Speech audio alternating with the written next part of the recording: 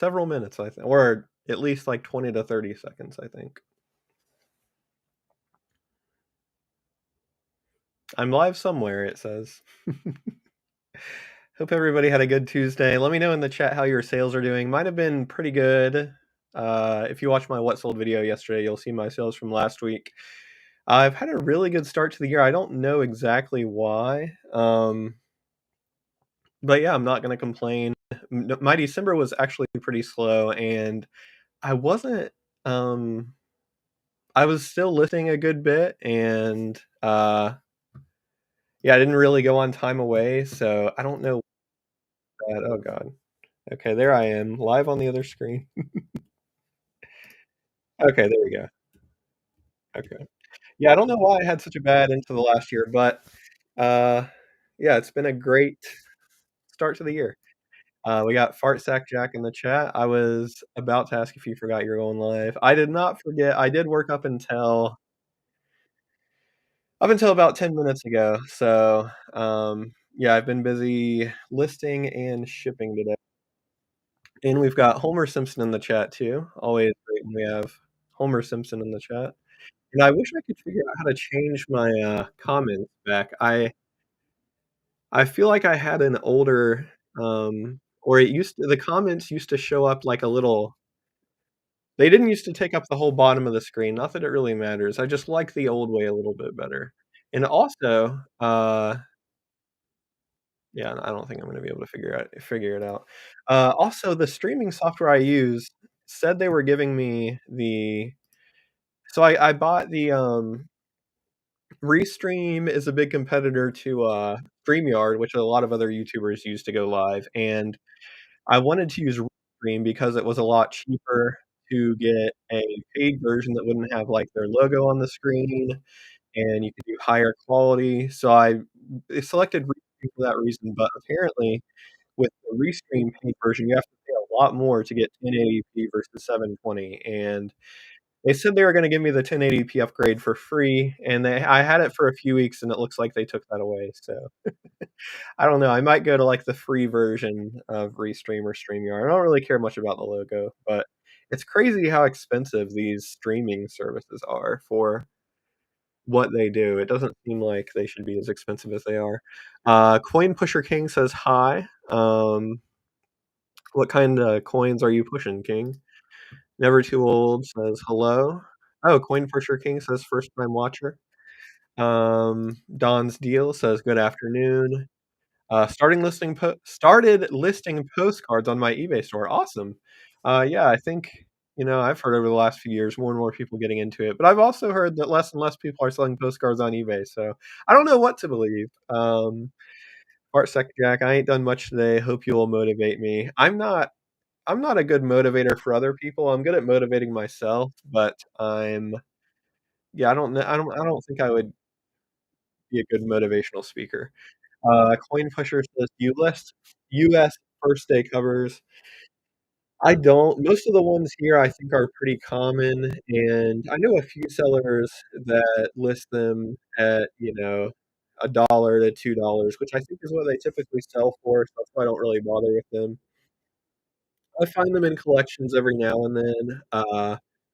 I think older postal cards can have value, but I don't really bother with the first day covers, but I know there are collectors for them. And if you're willing to put in the work to find out more about them, like which ones are more valuable, then you could probably do pretty good with them.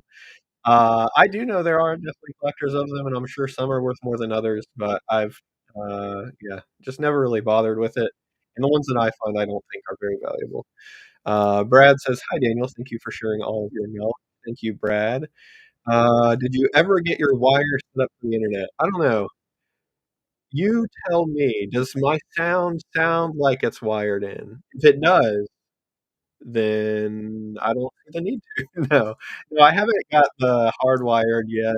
Maybe I don't know, people have said the last few streams that my sound is alright, and I'm trying to, like, stay right up on top of the mic here. So as long as it's not a huge issue, and I do go back and listen to parts of my streams, make sure they don't sound terrible, so hopefully, as long as the sound is alright, I won't need to hardwire it up here anytime soon, but we have AT&T, and T, and they've been messing around with, like they do a lot of weird stuff with, like, firewall settings, and we've been unable to use, uh, PlayStation Network has been unusable off and on for the past week or so,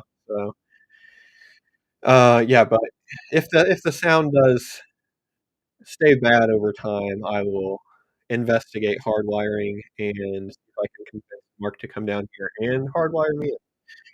I really wish I would find that Coaster Tycoon game for you, if you're just not sure where. Yeah, that I mean, don't yeah, I'd love to have it, don't get me wrong, but, don't worry too much about it because it was a pretty common game. I think it was one of the most popular games back in the late '90s and early 2000s, at least in our household it was. I just don't think I currently have a copy. I don't think they're super rare or anything, so if you can't find it, it's no big deal. Actually, I got a, I don't, um yeah, I got a, there was Roller Coaster Tycoon set off a bunch of spinoffs, and I liked a lot of the spinoffs. There was Mall Tycoon, School Tycoon, Zoo Tycoon. I think Mall Tycoon and School Tycoon were 2 of my favorites. I wish I had something that or maybe I can play those old games on my computer. I don't if anybody's into, like, emulating and stuff, let me know because I would love to play Mall Tycoon and School Tycoon and the old Sim City on my computer. I'm just too technologically adept to figure it out, and the only reason I play Roller Coaster Tycoon is, uh actually, how did I get I think they have a project called OpenRCT, um, which I got for Mac that lets me play Roller Coaster Tycoon. How do you determine the price on postcards? For me, I just research what's currently listed and what has sold using Terapeak or eBay product research for the last 3 years, and then there's not a lot of good comps on product research, I'll use WorthPoint, but yeah, based on what's currently listed and what has sold. And I usually price not the lowest, but, relatively near the bottom. I wanna sell cards. Well, hello, and thank you, Daniel, for all your videos. I've not watched them all yet. I've learned a ton of useful info. I seem to be starting to have success with some recent sales. Awesome. Fossil forward time says afternoon. Uh, Fartsec Jack, did you see Lil's new video about selling letterhead, letters, and bills? Looks like it's a good niche. I didn't see that one. I must have missed that one somehow. I saw the video she did about the website she has, which looks great. Let me actually see if I can drop that in the chat. Um, let's see. I will navigate to her video and but her oh, she did that one 4 days ago. No, I haven't watched the Letterheads one yet, but I did watch the one from 9 days ago about her new postcard website that she built, which is really cool. So I will drop the link to that in the chat if anybody is interested in checking it out. Um, there we go. But yeah, the website she did is very awesome, and I think she did this herself. If you seen the video, she was in school for it, but it looks very, very good. Uh, and they're going to do blog articles, um, which are, yeah, really helpful. Uh, she has a postcard show calendar, and what I thought was really cool was the postcard Bolo map. So different, excuse me, different towns that they have sold well or that they've noticed cards selling well from. They have made a little map here of those towns, which is a really creative and really cool idea. But yeah, check out her website. Let me navigate to chat. Your voice is sketchy. Let me know if it still is. I'm trying to be right up on the mic, so it's probably the internet. I'm gonna assume I look alright on the, right side. So I think when I watched back the last few videos, when the audio sounded bad, the video quality was down to, like, 480p or 360 or whatever, so now that the quality on the right is good, I hope the voice is good, but hopefully, I wish that person would show up again who completely fixed my audio issues a couple weeks ago, or at least I did for a minute. Showing your mistakes is really helpful. I have many RPVC I've been afraid to list because I will list too low. Yeah, yeah, as long as you do your research, you should if you're really unsure, you can always ask if you're in our, Postcard Discord, and plenty of people will be happy to help you out. In my experience, at least this is what I did, I think I used to list things a lot higher than what I list them to now, and I didn't really list things low. If anything, I listed things too high. I can only think of a handful of postcards that I've really underlisted. So I'd say I'd be more worried about lifting too high than too low, but if you're unsure, you can always ask. I think it's sealed. That's cool. Yeah, is it Roller Coaster Tycoon 2 or Tycoon 1? We always played 2, but 1's great too. They're both pretty similar. 2 just has different, like, scenarios. I'll find it at some point. Yeah, I'm sure it's around there somewhere. Zoo Tycoon plus Dino expansion. I think we had the Dino expansion. I don't know. Let me see, Zoo Tycoon. I think they made a few expansions, if I remember right. My brother liked Zoo Tycoon more than I did. I was more of a Mall Tycoon and School Tycoon guy. Okay, list of expansion packs. Dinosaur? Oh, Marine Mania. In Zoo Tycoon 2, they had an Endangered Species, African Adventure, Dino Danger Pack, Zookeeper Collection. Yeah, Zoo Tycoon, I would probably play that again. I don't think I've played it enough. They have one for Xbox too, it looks like, and a board game. Do you think having a date or approximate date in the listing title helps with sales? I don't know if it helps. It probably doesn't help with bigger postcard collectors, but I think it definitely helps with more novices because people that just buy the one-off postcard of their hometown because people like to just know when it's from. And a lot of people are amazed that you can get something from 1910 or 1915 for like $5. So I think it does help a little bit with people that are less experienced, but the collectors, I don't think it really makes too much of a difference because they already know, what the year is. But, yeah, I put it in there to help out, new people. Let's see, I think you meant what per postcard. My average oh, wait, I don't know what exactly you mean. My average price per postcard, if that's what you mean, is about 16 to $17 now, I'd say, sold price. But yeah, I list postcards anywhere from $4 to I think the most recent high one I sold was like 300 and something, so a big range there. Beyond the OG Mario, I suck at video games. Uh, Football and Sega and PlayStation, I can never figure it out. Yeah, I suck at the original Mario. We had a Nintendo Entertainment System, and we had the double pack of Mario and Duck Hunt, and we could never get past, like, the 2nd or 3rd world in Mario. We never beat it. I'm pretty sure I mean, I know you couldn't save it on the, NES had no way to save your game, and some games, I think, had, like, little codes you could put in to go back to where you were. I don't think Mario had that, so I think if you didn't complete Mario in one sitting, you had to start over from the beginning.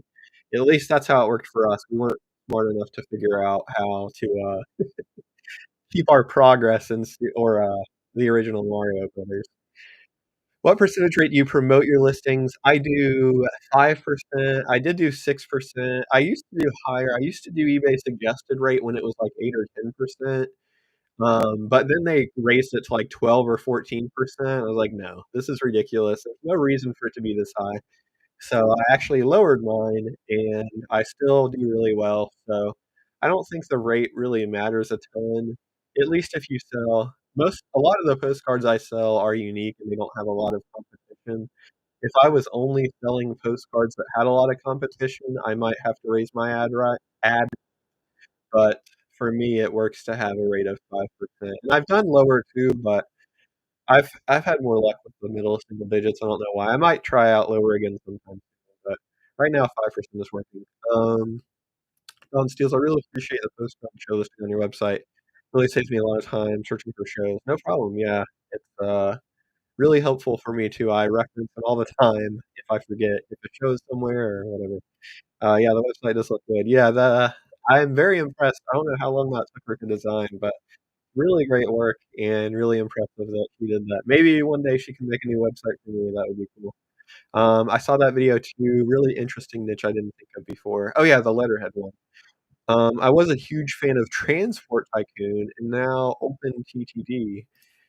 Oh, I didn't know Chris Sawyer made other games. Transport Tycoon. Oh shoot, that looks just like Roller Coaster Tycoon.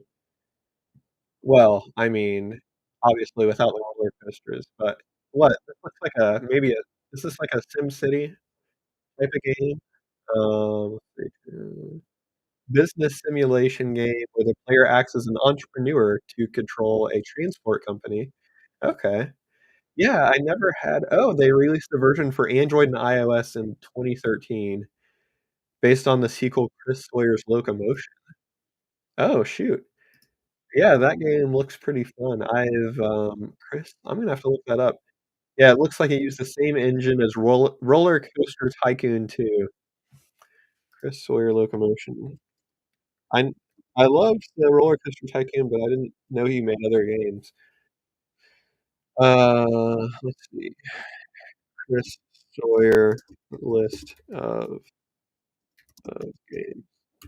But yeah, the Roller Coaster Tycoon thing I have back there is actually signed by him, which he doesn't do a lot of autographs, so I was really happy to get that. Okay, yeah, it looks like he did only a few other games besides Roller Coaster Tycoon, Transport Tycoon, Locomotion, and then he did an old one called Conqueror. Uh, yeah, I'll have to dig into his autobiography? What is it? Let's see, what do they call it? Development site? Works, artist works, game.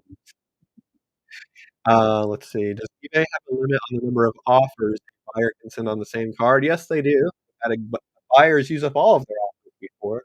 I think it's like 5, and I wanna say that it counts counter offers too, maybe? So, like, if you send a counter offer and then they send another offer back and they send a counter offer. Uh, do we have a spammer in the chat? Oh, yeah, sorry, guys. Well, it's actually you know, let me just remove them. Okay, they should be gone. There they go. Well, I mean, I've said I've reached a level of success where I have a, text chatbot in the chat, so it's a bad thing and a good thing, but no, they're gone now. If anybody I'll make Art Stack Jack a mod. There we go. And if anybody else I don't know what the difference is between this. Can manage blocked words and change chat. Okay, let's do the standard moderator. Okay, Fart Sack Jack is now the moderator, so if there are any other sex bots that enter the chat, it's Fart Sack Jack's fault. Um, I do 2% across the board, no idea if it makes a difference or not. I mean, just from what I've heard from everybody else, I think 2% is does better than 0% for most people just because a lot of times if you're not promoting at all, eBay just doesn't show your listing at all, and there's so many videos about this if you just search for eBay hiding listings, but yeah, a lot of times if I search for something on eBay and you sort by best match, you won't even see your listing unless it's promoted, so I would think 2% would make a difference as opposed to 0, but, yeah, I don't know for sure. Does creasing to a postcard make it unsellable, or do you just adjust the price down to compensate for the defect? It depends on the card. If it's like a pretty common card and it's like a heavy crease, you're gonna have a tough time selling it, but if it's an uncommon card, it probably doesn't hurt it a ton. It definitely I adjust for it, in price depending on how bad the crease is. It might be anywhere from, like, a few dollars off if it's not that bad to, like, 50% off if it's a really heavy crease or more if it's really a beat up card. I try not to list cards that are damaged. I mean, there's the run of the mill damage where it's, like, light creasing or slight staining that is fine, but if a card has medium to heavy damage, I really try not to list it unless I know it's an uncommon card. Um, uh, yeah, like Heartsack Jack says, depends on the card. Yeah. I like what Mark SM Postcards says, where he says he'll, send them to postcard heaven, which is what I do, 'cause I don't think they're really worth my time bothering with, and it's just if the card is really, really beat up and it's a really common card, I know, like, some people will say, "You should never throw a postcard away," but I think it's time for the postcard to move on, and paper is meant to be temporary anyway, and it's all gonna be gone one day anyway, so it's putting it out of its misery. Yeah, I've sold RPPC's Crease to hell because they were unique enough, but a common lens Crease badly goes in the craft box.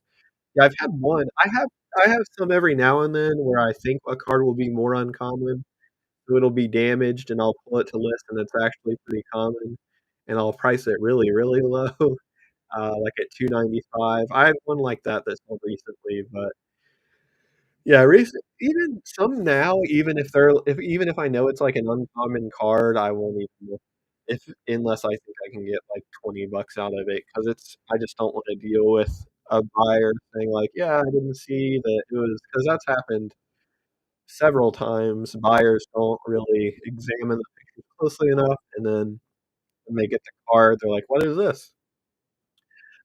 I just sold one that was literally folded in 7 different ways. I'm convinced that some people used to fold up postcards and put them in their pocket like, maybe they were playing that game where you can see how many times you can fold a piece of paper, and I think it's that nobody can fold a piece of paper in half more than 7 times. Maybe they were doing that with postcards, and that's why a lot of them are creased the way that they are. But some of them, yeah, they're just like the people have no respect, and it's just like shoving it in their pocket or wherever. I was asking about best offer if there is a limit as I decline offers. Is there a limit on the buyer's number of offers? Oh, do you mean wait, number off I was asking about best offers if there's a limit as I decline offers. Is there a limit on the buyer's number? Oh, yeah. Do you mean number of offers or do you mean amount, like dollar amount? There is definitely a limit on the number of offers. I believe it is 5. I'm not sure if that includes seller's counter offers or if that only includes offers a buyer makes to you. But I have noticed one thing that eBay does, which is also part of the reason why I don't feel the need to counteroffer too often, if it's a really low offer, is if a buyer makes an offer and I decline that, even if they aren't watching the listing, they will get put on my list of people to send offers to, so they'll still get an offer on that postcard from me even if I decline their initial offer. And I think I don't know if maybe if somebody else I can just look it up. I have the internet. What am I doing? Um,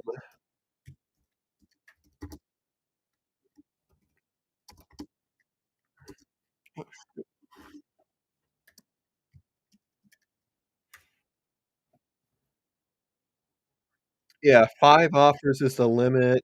Um, I'm not sure, uh, I don't see oh, it says okay, this says both the buyer and seller can make a maximum of 5 offers each.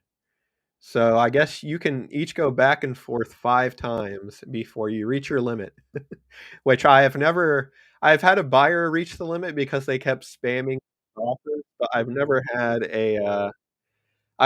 like, a good faith negotiation with a buyer where we go back and forth 5 times, and then I'm like, "Damn, I wish I had one more offer, I could really close the deal." Sometimes I send 1 counter offer if they make a reasonable offer, that I want a little bit more, but I will never send more than 1 counter offer, and if a buyer counters my counter offer, I always decline because the counter offer is my lowest, that I'm willing to take. How many postcards do you need to list before getting a good number of sales? It really depends. when I started in 2021, I was listing about 50 per day, and I was getting a good number of daily sales, listing 50 per day with a very small store because I was doing everything at 99¢ auctions, but for most people, I would say, and I calculated this recently, I sell 2.1% of my entire store every single month, so you can just use that to calculate. I mean, everybody's store is gonna be different, but just to give you a very rough idea of what you could expect, so that would mean if you have 1,000 listings, you would maybe sell 21 per month, 2,042 per month, and, you can do the math there, but that's just for me, for my store. Your number may be bigger, maybe smaller. Maybe a new postcard origami will become a new hobby. Maybe postcard origami will become a new hobby. Sorry, it's really that. Yeah, apparently that's what they used to do in the early 1900s. I had 400-ish before I started seeing sales.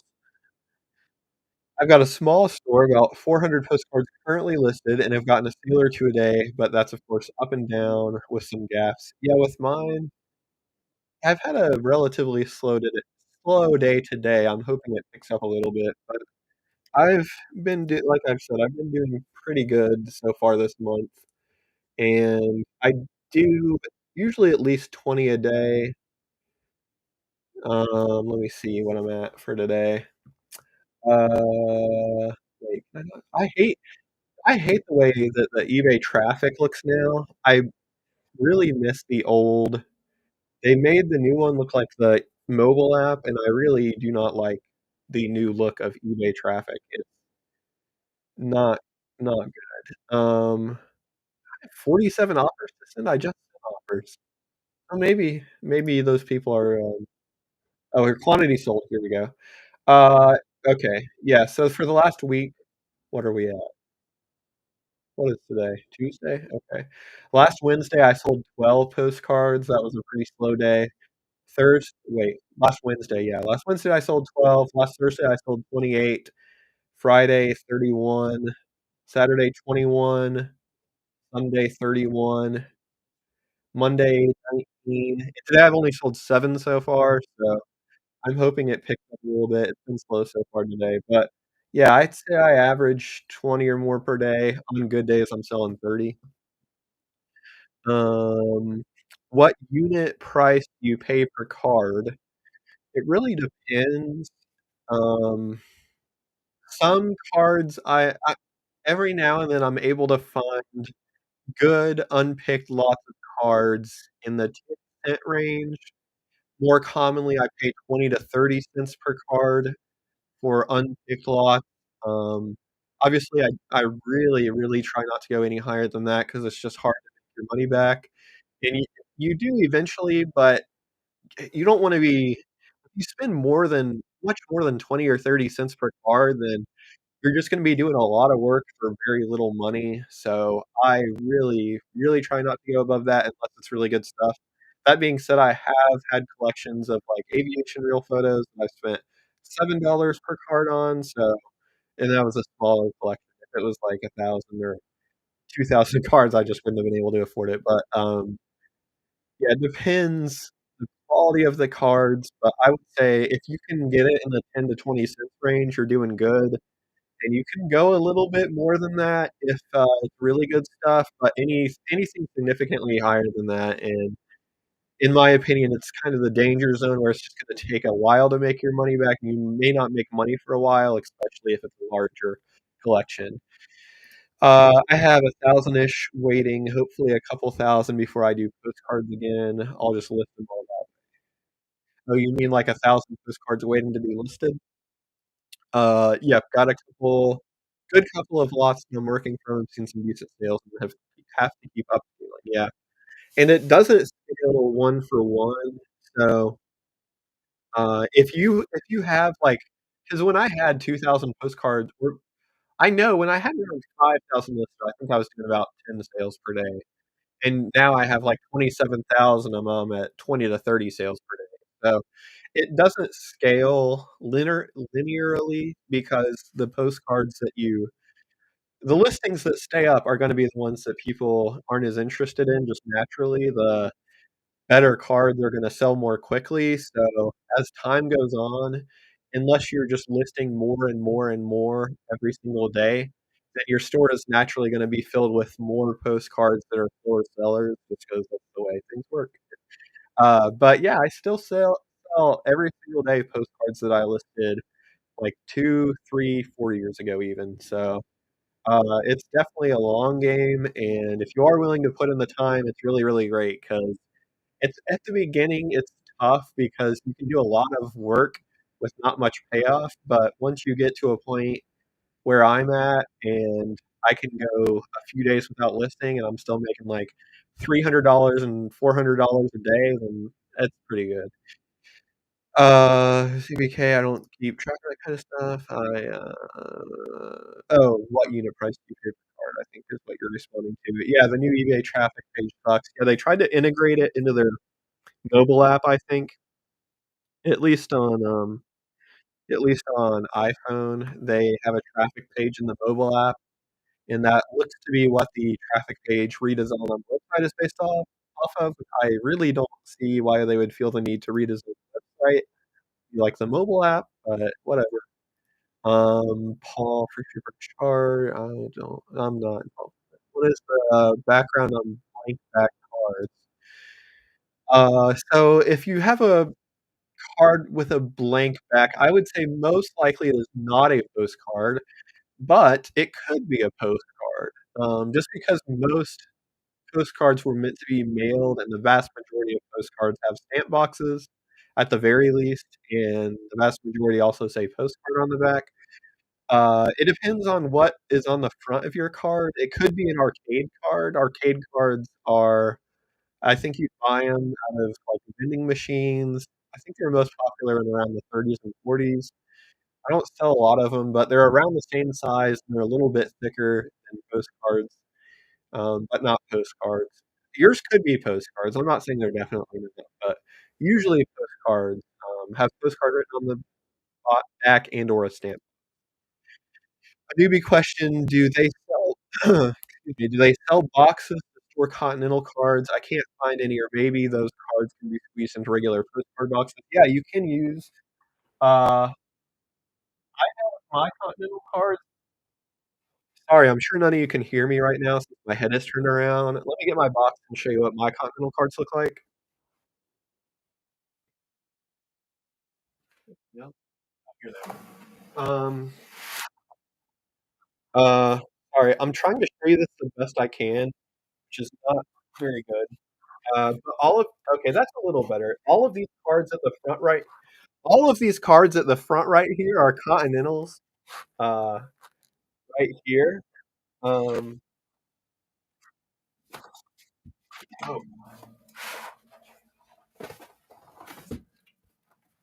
sorry about that. I'm sure the audio was terrible. So yeah, those boxes that I have hold Continental cards. I found a pretty cheap website that sells them. Really the lowest price I found. They're like when I bought them, they were like $4 a box, and they're usually 5 to $6 a box. But it's the Hobby Depot. Let me see if I can, or maybe Hobbies Depot, sorry. Hobby Depot is a completely different thing, but, I'll drop a link in the chat, oh, no, there they are, yeah. You have to buy 25, and they're a little less than $4 a box if you buy 25, and that's the cheapest price I've found. There's the link, I think that will work. But yeah, those are the boxes I use. You can get them from BCW directly, but I think they're a little bit more expensive, like 5 or $6 a box. They hold Continental cards, sleeved Continental cards. Yeah, and I was just making sure that the cards weren't too small. Since I don't put the tops on them, I wouldn't really know, but no, they fit, perfectly in those. Let me catch up with the chat. FSJ, I've been going with free shipping. Okay. Bought 1,800 cards from 1900 to 1940s for $500. Nice. That's pretty good. I would look for, if that's an unpicked lot, that's pretty good. I would say for my bigger buys, price matters more. So if I'm buying like $5,000, $10,000, just because it's or not 10,000, 5 or 10,000 cards or more, since it's just so much more work to process those cards, I'm very, very sensitive or much more sensitive to price per card. For a smaller lot like that, if I know it has good stuff, I will be less sensitive to price per card or willing to pay a little bit more just because it's less work, and for 1,800 postcards, I can process that in a couple hours and find the ones that I wanna list, and I could maybe even make my $500 back in a week. So, yeah, it's okay to pay a little bit more for smaller lots. The bigger stuff is where you can get into trouble if you pay more than, like, 20 or 30 cents. Um, it's probably a great deal so long as they all flower and greeting cards, yeah. I, uh, I don't I think it was, Mike Blood, the postcard dude, had a phrase that uh, I think he used it on the interview with Popeye maybe, and he called it, like, "postcards of sticks or rocks," and I've said that a few times since I heard him say that, like, "postcards of sticks or postcards of rocks." Like, I can make a lot of things work in lots to make money with, if I have to. Ideally, I will only have to list the stuff I wanna list. But if it's like, "Okay, I'm not getting the quantity out of this that I need to make my money back, and I have to start digging, and I really hope I don't have to go down to the sticks and stones to make my money back." Um, use ChatGPT to help with eBay listing. Yeah, it's really good with some stuff, and sometimes I use it a lot to help, identify real photo postcards when I have, like, part of the cancel visible, like, what's a town in Illinois that's 7 letters and with a G and also has an N and a Q or whatever. It's good with stuff like that, and, I know eBay has the thing that will help you with your descriptions. Uh, I as a buyer on eBay, if I'm looking for actual information about an item, that's the only reason I go to the description in the first place, is if I'm looking for actual information, and if I just see, like, the AI generated, like, uh this golden age postcard will take you back to the days of yesteryear, and you can relive your wildest like, it's just a bunch of, AI gibberish. I'm just like, "This is just useless." I can tell when an actual person writes a description. So, I mean, I'm just gonna assume the way you're using it alright, but I don't use it with descriptions because as a buyer, I just don't really find sorry, I looked away. As a buyer, I just don't really find those helpful, and I like a human description that actually talks about it. 'Cause the AI ones just, like, try to sell it, which maybe that works for some people, but for me, I only look at the description when I'm trying to get information. Private mailing card, yeah, it could be. The private mailing cards usually say private mailing card on the back, but, it's possible it had a blank I've had the same image on a postcard and with blank box. Always wonder if it was a salesman proof. For example, Wiki Watch, yeah, I haven't researched it yet, though. Yeah. If you have a card that's the same size as a postcard and it's an image you can find on a postcard, then that's a postcard, even if it's a blank back. I actually bought a card recently. I think I showed it in a video when I was showing part of my collection.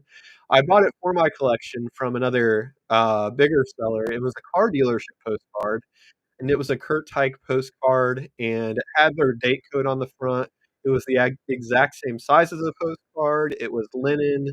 It's definitely a postcard, but there was nothing on the back. So the dealer, who's actually one of the biggest dealers in the country, actually wrote on the back that it was a non-postcard. So I was surprised by that because I would consider it a postcard, but I guess it really I mean, it's kind of subjective to some degree because, he didn't really think that it was a postcard, and I thought it definitely was, so, uh, I I don't vintage 64, I don't know if your number's showing up or your oh, it is, your message is showing up. I just didn't wanna display it just 'cause I don't know if it's fine, but, yeah, that's a hard one to sell probably. I don't think it would be allowed on eBay as on postcard stock. Yeah, if it's, like, the same thickness I had one today, actually. I think I can pull it out. And I called this a real photo card. I have to be careful not to get these out of order because I have not sleeved the cards I listed today yet. Uh, but no, I listed this card today, and I did list this as a real photo card because it's the same size as a real photo card. It just has advertising information on the back instead of a stamp box and postcards, so they must have gotten blank paper somewhere, but it's the exact same size, and it's got a thicker stock than a photograph, so I did call that one a real photo postcard even though it did not say postcard on the back. Yeah, if it's a blank back and it's, like, the same thickness and the same size as a postcard, I would assume it's a postcard. I would definitely make sure the thickness is right, though, because photos are generally unless they're, like, cabinet cards, photo or snapshots and photos are usually a lot thinner than or they feel thinner than RPPCs, so make sure it's the same thickness so the buyer isn't surprised. All my postcards are in plastic index card boxes I get at a thrift store for $1 each. Nice, full of alphabet lettered index cards I chop up for backing on postcard shipping. Yeah, they have, we don't have boxes that cheap around here, but another actually, I think you can get boxes for 2 to $3, I wanna say, at, Hobby Lobby or, Michael's, Joann's, any of those craft stores have little shoe boxes, and I have some up there, actually, you can see them right there. But if you do want boxes that fit more and are made for postcards, yeah, the BCW ones you can't really beat. Thanks for the Hobby Depot link, no problem. Yeah, I just discovered them when I was searching, and they're the cheapest ones that I've found. If anybody else finds any cheaper, let me know, but, you do have to buy them in a bundle of 25 to get the cheapest. Cheapest price, that is. Does your show start at 2:30 every Tuesday? Yes. I didn't do last Tuesday, but I've done probably, what, 4 out of the last 6 Tuesdays or something like that. Every Tuesday at 2:30 Eastern Time. Only problem with ChatGPT, it gets the Scott number wrong 85% of the time on the initial lookup, but when you tell it it's the wrong Scott number, it comes up with the correct one the second time. Yeah, I think what is that? The Scott number is related to stamps, right? I believe that's correct. Yeah, that's one thing that annoys me about ChatGPT is sometimes it will believe you whenever you tell it that it's wrong, and sometimes it can come up with the correct answer, but sometimes it can't. Like, I've asked it about states or towns, like, "What's a town in Illinois that's" actually, it's really hit or miss with that. It's kind of insane because it's just not it's kind of, smart with some things, but really dumb with other things. Like, a lot of the times when I say, "Hey, I'm trying to figure out what this town is in Indiana that's 7 letters and starts with G and has an N and a Q," or whatever I said earlier. Sometimes it can do that, but a lot of the times it just gives me, like, a bunch of random town names. Some of them will start with G, some of them will be 8 letters, some of them will be 5 letters, some of them will be, like, 3 letters, so it does get a lot wrong, and then if it does that and I say, like, I don't think that's right, those towns don't match," then it'll give me another list, which is usually also wrong, so, yeah, it's really hit or miss. Sometimes it's good at finding towns like that, and sometimes it's bad. It isn't really I was reading more about it today since the new, I can't remember what the name of the China AI one is, but, China or China LLM, DeepSeek. The news about that came out, like, in the last few days that the DeepSeek is apparently more advanced than at least Meta's and a lot of the um, US developed LLMs, so I don't think I really I don't know. They're not super s it's not really, like, intelligent in any meaningful way. It's like a basically like a speech recognition machine, and it can recognize what you're saying and output what it thinks you wanna hear, but it can't really I don't know. It doesn't have any really sort of intelligence, if that makes sense. Blank back, not box. Yeah, I think I got what you meant. Yeah, I would say I would consider that a postcard as long as it's the same size as a postcard and as long as it has the thickness of a real photo postcard instead of, like, you know how photos are thinner. Let me go back here. 30 for watching, that's awesome. Welcome in, everybody. I kinda miss I love going live, and I love hanging out, but I honestly miss watching live shows on YouTube, and I don't really have anybody that I watch live right now. I used to watch Pittsburgh Pickers a lot.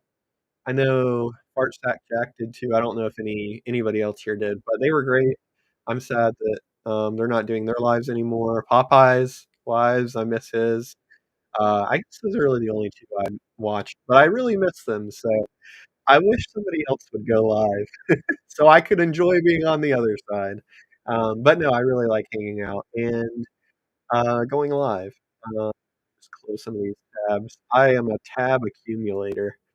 I will research 2 things, and then 5 minutes later, I'll have 20 tabs open. Uh, oh, yeah, Chris Sawyers. I will leave that tab open. I need to research that later. Um, Fossil Ford Find said they watched Pittsburgh Picker for a while. You got the name Fart Sack Jack from Adam? That's funny. What was your name before that? Just Jack? No, that's good. Uh, yeah, I don't know. I do enjoy being live, but I miss watching live too. I don't I don't really like, any other people's lives. Uh, I guess I only really like kind of the reseller ones, specifically the postcard ones. That's the most I do consume some other YouTube content apart from just postcards, but as far as lives go, that's really the only type of lives that I enjoy. I like going live, but I'll just sit in the app and get nothing done. Yeah, I set aside the time so I don't have any work to do because I think it was 2 weeks ago when I went live, I was trying to list or at least price postcards, and that was very stressful trying to keep up with the chat and do actual work at the same time, so, yeah, I don't try to do any work during the lives anymore. That makes sense that you get nothing done. I have a ton of postcards and first day covers. What should I list first? Well, I would definitely say postcards, but I know nothing about first day covers, so take that for what it's worth. My real name, Mike. Yes, I definitely know or I knew that you've said that before, or maybe, I've heard Mike before though. I like Paper Goy's lives, but he doesn't do a lot of postcards. Yeah, I liked, what's his name? Jiminy Flip It. I like his lives too. I don't think I've watched one in a minute, but he does a lot of print ads and some postcards. All the paper people are cool. Cameron, his lives are great too. I don't does he still do lives? I need to turn on notifications if I don't for Cameron Gravity Goods. I don't know if he was doing lives. I don't know if he still does. Uh, oh, he has a whole channel for just lives, but his last stream was 2 years ago. Wait, I don't is Cameron is he not on, YouTube anymore? The last Gravity Goods stream I see is, this other channel that only has 140 subscribers. Let me look up Parker's Postcards. Uh, yeah, his postcard channel is still out here, but I really don't know what happened to his Gravity Goods channel. I'm not seeing it. If anybody knows what happened to him, let me know. And his latest postcard video was 4 months ago, so well, at least I haven't been missing out. He just hasn't been uploading content anymore. Oh, shoot. Uh-oh, something happened. Um, yeah, if anybody knows what happened to Cameron's Gravity Goods, let me know. I would say, "Hey, it's time to hit the fart sack." They wild giggles after a few times he said goodnight, fart sack Jack. Oh, is fart sack pillow? I never really knew what that meant. The next time I went in there, I changed my name. Dang, that's a long time to have the same, name. Um, Million Dollar Peddlers. Yeah, I think, Popeye did a video with him or a live with him. No offense, but I don't think they were my speed. Um, they're, like, a little too jokey for me. I like the skinny guy. Sorry, this is probably all super offensive. They seem fine. I didn't really give them enough of a chance. I don't know.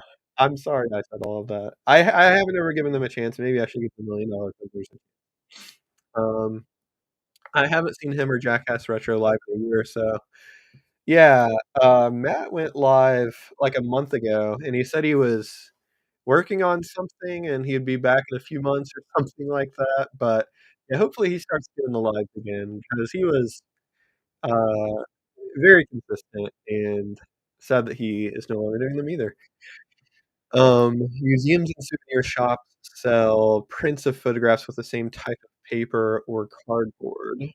I often receive them mixed into lots of postcards. I haven't listed them based on info from custom postcards. Prints of photographs, same type of paper. Do you mean, like they mu did museums and souvenir shops produce those in the early 1900s, or do you mean, like, more modern ones? Because what I'm talking about are, like, the early 1900s ones that are the same size and consistency as a real photo postcard. I usually call those RPPCs, and I don't think they were produced by museums and souvenir shops, but I imagine you're talking about more recent cards, and if so, I can believe that. Last time I seen Cameron live, he was house sitting at Jackass Retro's place. Uh, yeah, where have all the YouTubers gone? Um, here is a link to early Wisconsin photographers that I used to research RPGs from Wisconsin. Uh, I don't if you, I know let me see, I think I can make you a moderator, and then you can, put the link in the chat. Because if you're not a moderator, I don't think you can put a link, so I just made you a moderator so you could put the link in the chat because I think it took your link out. Um, military term for sleeping bag, some say, bed, some say. Okay, well, that makes more I'll have to ask my friend in the Air Force if he's heard of that. I don't know if that's modern nomenclature or dated. I just know I haven't heard it, but I'm not in the military, so I wouldn't really know. Is Gravity Gun selling on Whatnot? Let's see. I know he has a Whatnot. I think I should, oh, I don't know if anybody is, you can't post unless you're a mod. Yeah, I made Vintage 64 a mod so we could post his link, so let me know if that works. If not, I don't know how to get your link in the chat, I'm sorry. Let's see.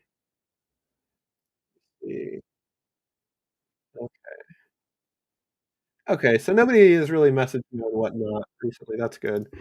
If anybody I don't know if anybody here messages me on Instagram, but I deleted Instagram too, so, if you're trying to contact me on Whatnot or Instagram, please use other means.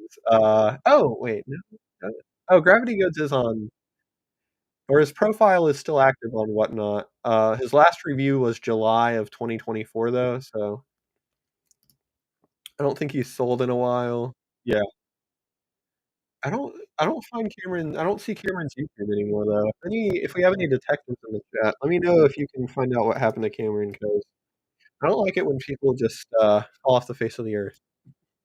Makes me nervous. American Vintage Postcard says, "Hey everyone." Hello, Adam. There we go. Vintage 64 was able to get their link in the chat. Uh, probably be a good one to bookmark. It finally snowed here this morning. It about all melted now. Yeah, we got a few well, I was gonna say a few inches, but not even. We got, like, a light dusting the other week. We've just had bad luck with snow. I miss I do not miss much about Tennessee except the amount of snow, which I really do miss that because I love the snow, but, we've been getting robbed this year. Like, Savannah, Georgia, which is way further south than us, got, like, 4 to 5 inches of snow, and we get a dusting. Like, that never happens. Anyone here near Arizona oh, Adam, I was gonna say you should check out, and anyone else, honestly, but especially Adam since you're, living in Arizona now. The Wichita Postcard Club did a great or had a great presentation. Well, actually, it was the Western New York Club, but it's uploaded on the Wichita YouTube channel, so, they had a great presentation about Arizona postcards the other day by Jeremy Rowe, and if any of you have sold, any number of early Arizona postcards before, then good early Arizona cards probably sold to him before, but he's been collecting for a very long time and did a presentation of some of his better early Arizona cards, and it was a really, really neat presentation. Just thought you'd like it since you live in Arizona. I'm on Whatnot a lot. I see Postcards and Prosecco and Popeyes. That's about it for postcard people. Yeah, Postcards and Prosecco is, Mary Martin and Joey. I don't think Martin is her real last name. Mary Martin. I don't Joey Martin doesn't sound right. Mary L. Martin and Joey. I think it's just like a brand name at this point, but her first name is Mary, I'm pretty sure. But yeah, that's who that is in Popeyes. Um, yeah, I kinda got burnt out from Whatnot. It wasn't like a ton of work, but just going live, it was more about like, if the lots just put themselves together every week, then it would be fine, but the work it took to put together those lots, especially, like, good lots, was just a lot, and the crummy lots was fine. Like, if I just do, 100 random postcards, like, that takes no time at all, but to do, like, 50 real photos of ships. Like, the stuff that I was doing on Whatnot took a lot of effort, and then I did do the stuff that was low effort, but it didn't sell for nearly as much, so I was just like, I don't I'll just accumulate a hoard of postcards again, and I will figure it out later, but, I do have news about that coming soon. Um, Related to that, I took the challenge, folded a 1/2 sheet printer paper barely 6 times, using full sheet onions and Japanese mulberry, probably more than 7, used I know what a few of those words mean. I need some Fred Harvey cards. To list or for yourself? Pushing Up Daisies. Dave F. Brother is good, he does Friday shows. Oh, he was in yeah, yeah. Yeah, I sold to him a lot. I knew I recognized his name. Yeah, Dave F. Brother would buy from me a good bit. I miss my Whatnot people. Mary has an auction tomorrow. I actually deleted the app from my phone because it was just like it would send me all these spam notifications, and I'm just an old grump now because instead of figuring out how to turn off the ones I don't want to receive, I just delete the app, which is kind of what happened with Instagram too. But I miss the people on Whatnot. Thanks, Fossil. I think I've been in a few of his shows. Oh yeah. I feel like most of the postcard lots on Whatnot have been picked over with my experience. Yeah, I did. I put some really good stuff on there. I would do lots of I had some really good stuff when I bought this one collection that was a lot of, ship-related stuff and military stuff. Um, Philip says, "I know Mary Martin." It is her last name, okay. Her mom, also Mary Martin, built the business. Okay.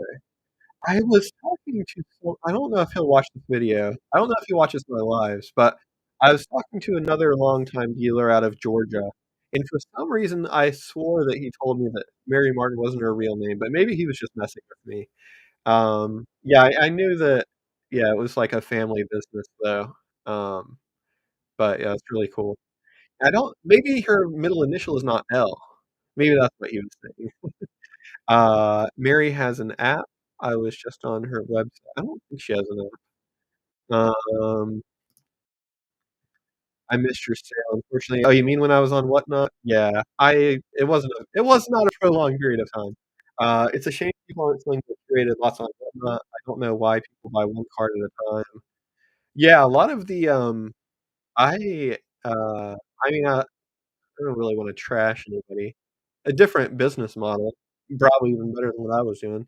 I know a lot of people sold 1 card at a time, and I don't know. I just didn't really, think that people that watched me would like to buy 1 card at a time, so I would do 25 to 50 card lots, sometimes a little more, and mine were really man, that yeah, I had some good stuff on there, and I still have good stuff I could sell on there. It's just a lot of work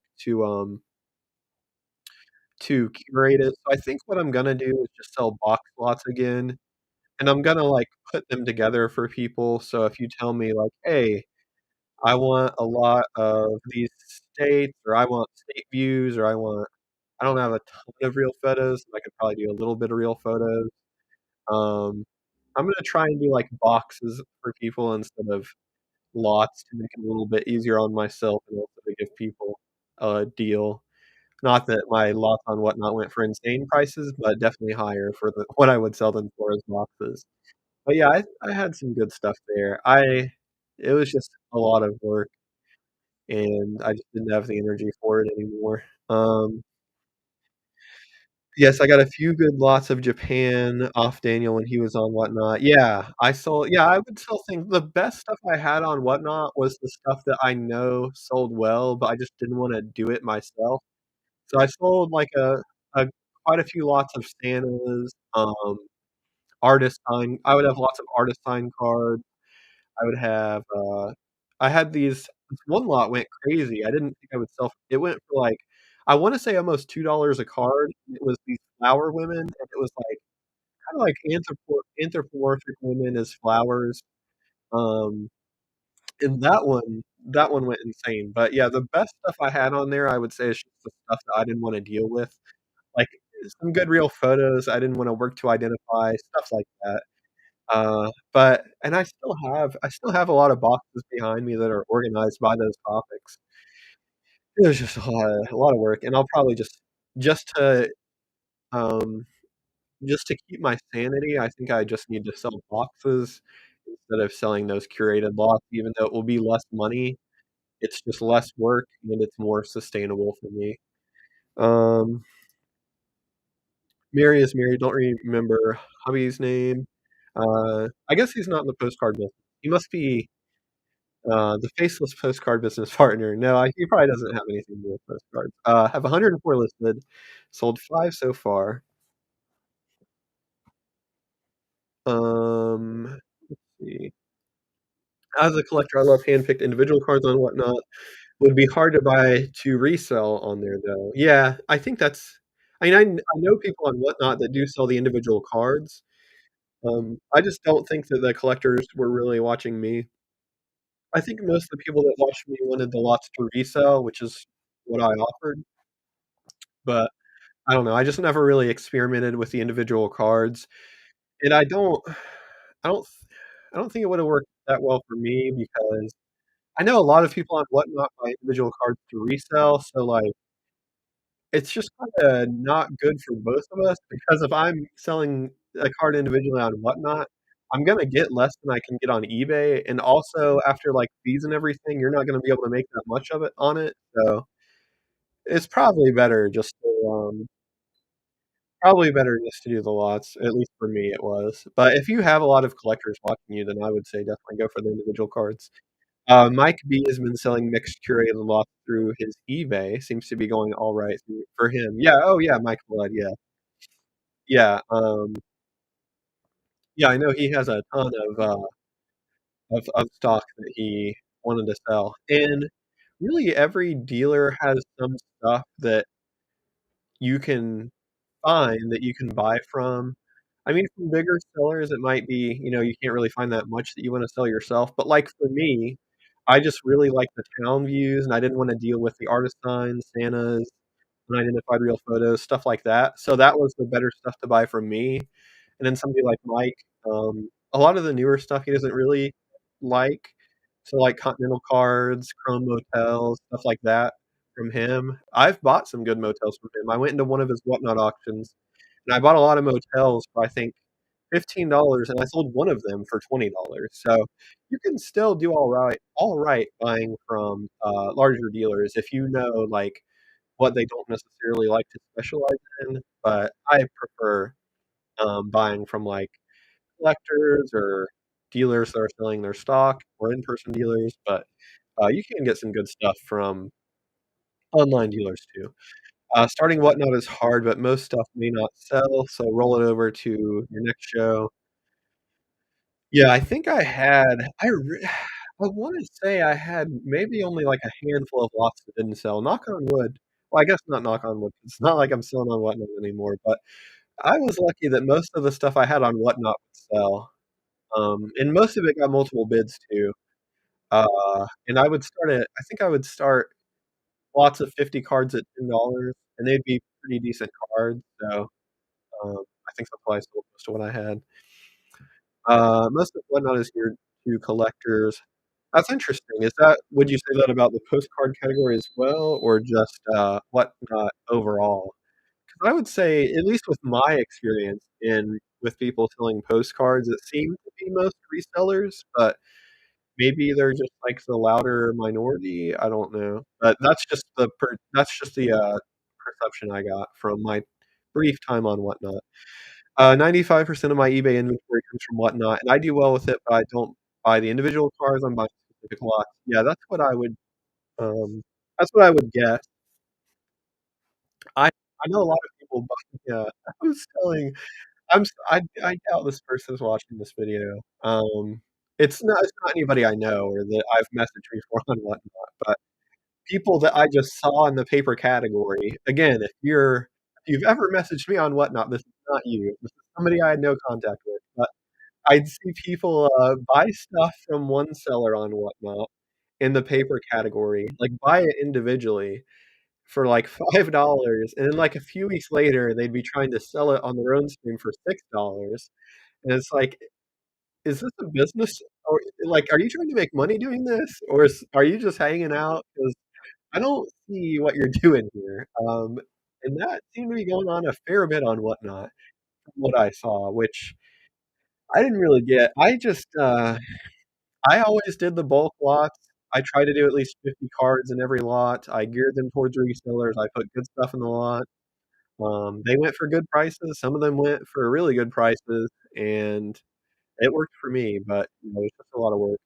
That makes sense you do well with it. I can see that. Honestly, if I had more time, like, some of the lots that I sold on Whatnot, I could definitely make more money on if I listed them individually, but it's like, at some point, you gotta realize you have 20 boxes of postcards behind you waiting to be listed, and you're just getting more and more, and you need to, yeah, you need, to increase the cash flow and decrease the amount of boxes behind you. Um, Pushing Up Daisies said you had some quality cards on Whatnot. I like your shows. Yeah, I miss those shows too. The shows were fun. I like going live on YouTube though, they're fun too. I think overall that makes sense. Yeah, I know the other categories on Whatnot are a lot different, like Pokemon, I know it's big, like sports cards and stuff like that. It makes sense that those are geared towards collectors. And I know a lot of people do, like, polls and stuff, which I never really understood, where you, like, pick your favorite sport team, and then if they draw a card from that team out of the box, you get the card, and then if you don't, you just lose your money. I never really got that, but I guess a lot of people make money doing that, and some collectors must enjoy it if they keep doing it. Uh, John Doe says, "What is a good price to buy at when you want to flip standard size '70s to '90s postcard?" I would say, um, if you want '70s to '90s postcards, or even the older '50s, if you want to deal mainly in chrome and continental size postcards, which is what those eras would be, I would say the best way to get them cheaply and to get good cards is to find the nearest in-person show to you. It doesn't matter, any dealer at a show will have dollar boxes, and the majority of the cards in those boxes are probably gonna be, maybe not the majority, but a lot of those cards are gonna be chrome and some continental, but, find an in-person show. If you let me know what state you're in, I can find some for you, but go to one of those shows and just talk to a dealer and say, "Hey, I love, the newer cards, the chrome cards, the continental cards. I would love to buy bulk from you and take boxes off your hands." That will be the best deal by far, and you'll be getting good stuff too, because those dealers at in-person shows overlook a lot of the modern stuff, and so you're gonna be getting basically unpicked modern stuff at least. The better older stuff will be taken out, but, that's what I would do. Probably, I don't know, 10 to 20 cents a card or less is what I would guess you could get it for. Probably depends on the dealer. Some dealers would probably sell it to you for, like, $50 a box. Um, but That's gonna be your best bet. Uh, Puzzle Finds, I have cut down my Whatnot volume because I have a backlog of unlisted cards now, a few thousand, I think. Yeah, that's just what happens.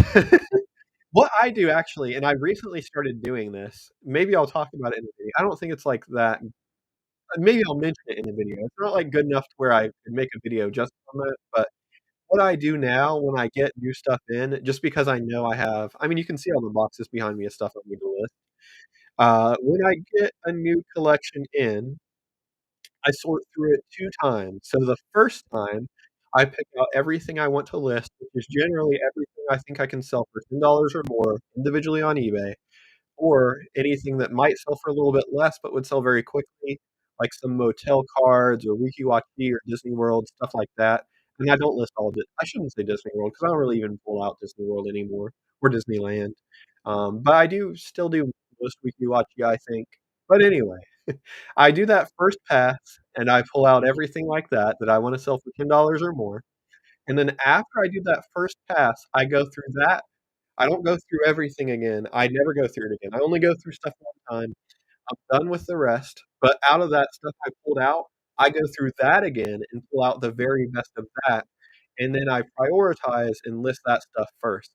So that just means I'm listing my better stuff first, and then the stuff I have to list later is still really good stuff. Like, most of them are gonna be $10 a card or in the $10 average at least, but, by listing the best stuff first, it just helps me get my money back more quickly than if it's just all mixed in, and if I buy a collection of, like and I recently bought a collection of 14 to 15,000 cards and pulled out, 3 to 4,000 I was gonna list individually.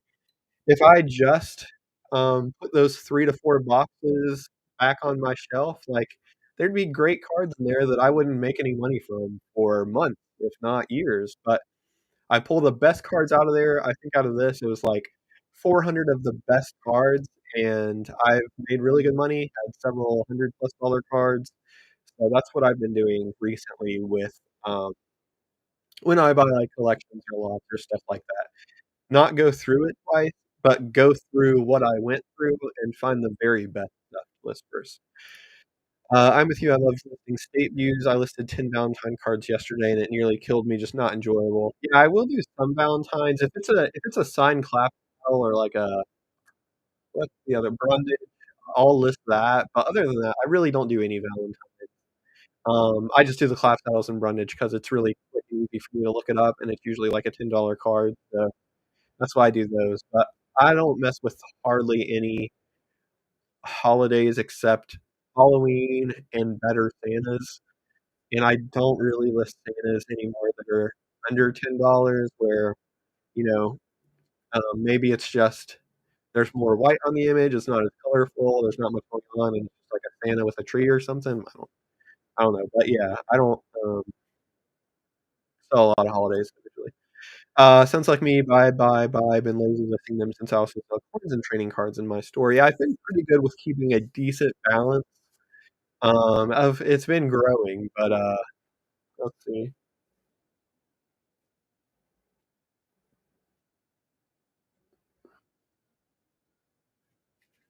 So I have about 16 to 17 full boxes behind me of stock that I pulled to list individually on eBay, which is I mean, I stuff them in there, so probably about 1,000 cards a box.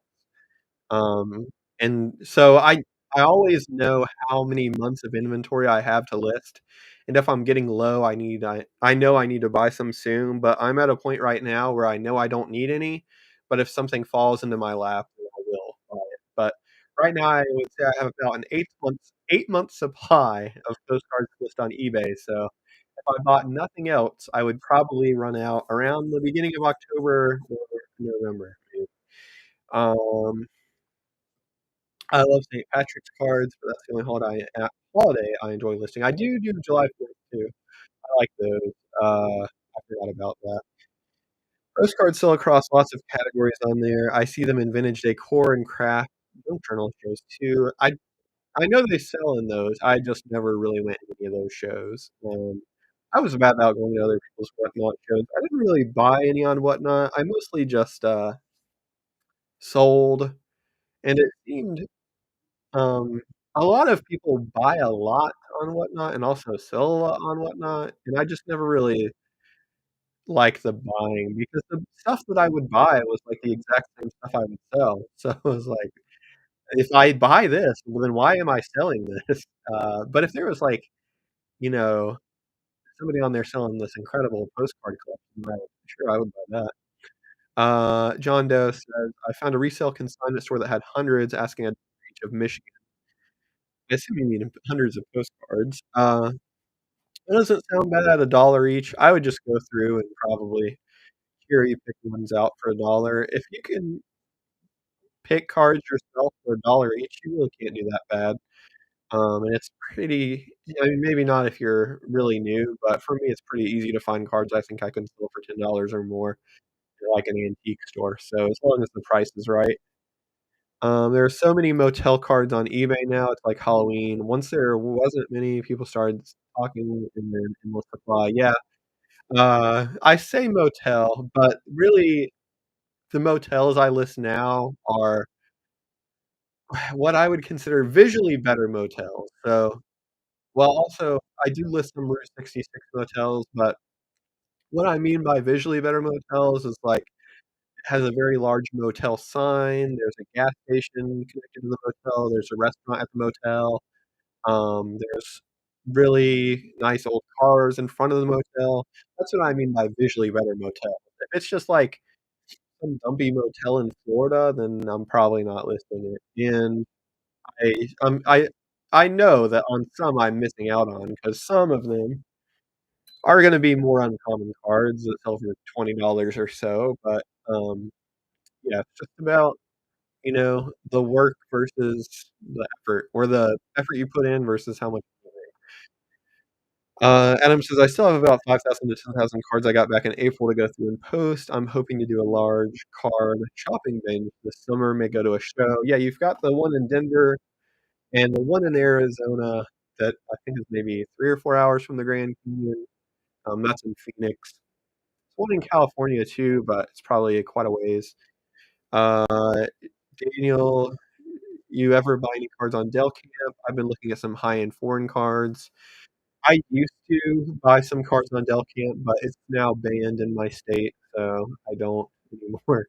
I would buy some for my personal collection and then some to resell. There are some sellers on Del Camp, um, who use Del Camp more of like a, it's kinda like shopping with an in-person show dealer, and a lot of their cards are 1 to 2 to $3, but yeah, I didn't really buy from it much even before they shut it down, but now that they shut it down, I can't buy from it at all, so um, doesn't even matter that I've bought from it less, but no, Del Camp can be good. I don't know about foreign cards on Del Camp because you would a lot of the cards from, like, France and Germany on Del Camp are gonna be retail price because people that are listing more about them on Del Camp is geared more towards international people. I would only shop the US cards because it's just what I knew.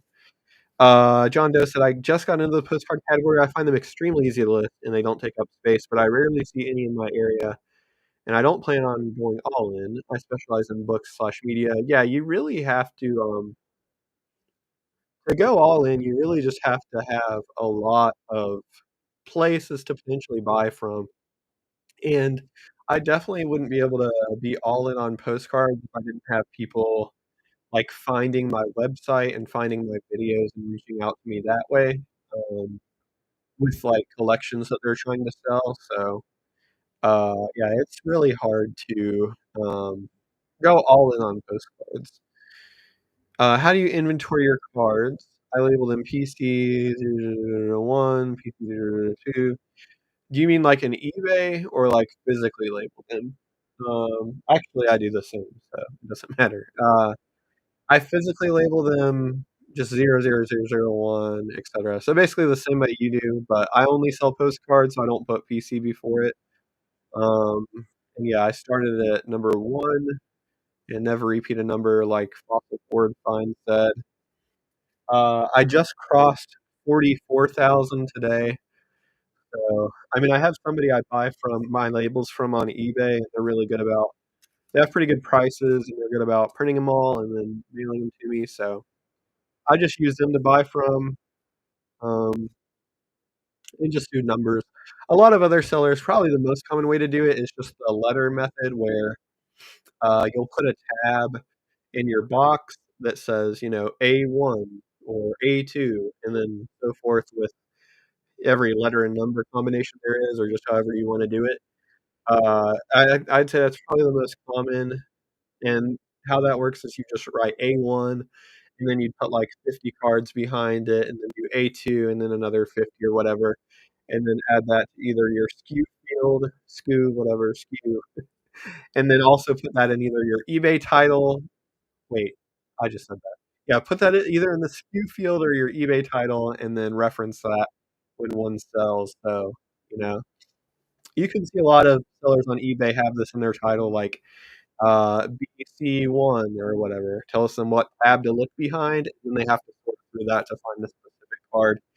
I don't know if mine is I think mine's slightly faster, but it is definitely more work to individually label each card, so I say just do what you wanna do, and I don't think one is necessarily better than the other.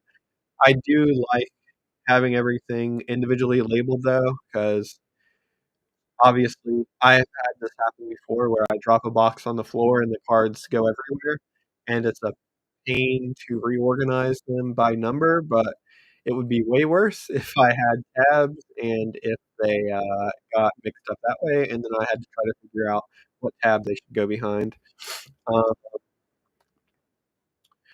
Um, let's see, I crossed 16,000 today, nice.